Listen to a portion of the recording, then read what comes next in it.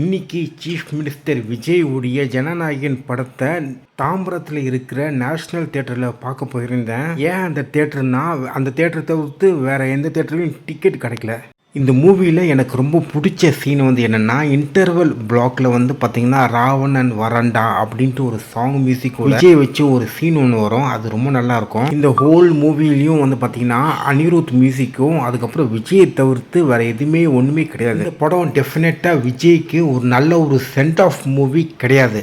Opening சீனில் ஒரு தாத்தாவை தூங்குறதுக்காக ஒரு சண்டை ஒன்று நடக்கும். அந்த சண்டை காட்சிக்குன்னு இருக்கிற ஒரு ஸ்டோரி லைன் இருக்குது பார்த்தீங்கன்னா, அது ரொம்ப சென்ஸ்லெஸ்ஸாக முட்டாள்தனமாக இருந்தது. பாபி டியோல் வந்து பார்த்தீங்கன்னா ஒரு நேர்மையான போலீஸ் ஆஃபீஸரில் இருந்து ஒரு மிகப்பெரிய ஆன்டி ஹீரோவாக எப்படி மாறினார்னு அப்படின்ற ஒரு விஷயம் ஃப்ளாஷ்பேக்கில் சொல்லியிருப்பாங்க.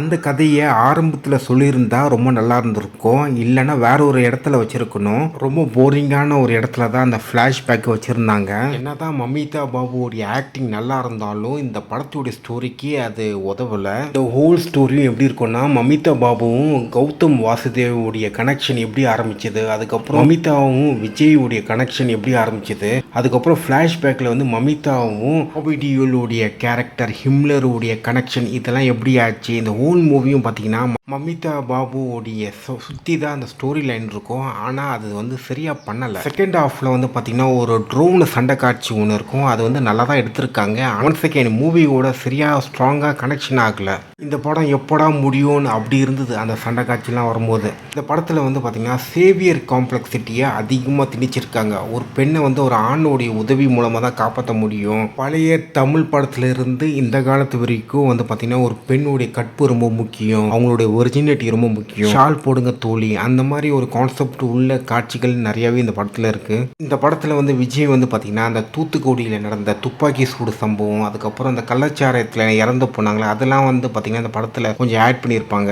அந்த சீனை வந்து நல்லா தான் எடுத்திருப்பாங்க. ஆனால் மறுபடியும் சொல்கிறேன், அந்த கதையில் வந்து ஒரு ப்ராப்பராக ஒரு ஸ்ட்ராங்கான ஒரு ஸ்க்ரீன் பிளே இல்லை. அண்ட் நிறைய காட்சிகளில் வந்து ப்ராப்பராக மேட்ச் ஆகலை. ஸோ இது கொஞ்சம் பெரிய ஃப்ளா இந்த மூவியில். நிறைய பாஷா, டிசி, மார்வல் இதெல்லாம் மிக்ஸ் பண்ணி கொஞ்சம் எடுத்திருப்பாங்க இந்த படத்தை. இந்த மூவி வந்து பார்த்திங்கன்னா விஜயோடைய கடைசி பயணம் அண்ட் இதோட அவருடைய சினிமா பயணம் வந்து இப்போதைக்கு முடியுது.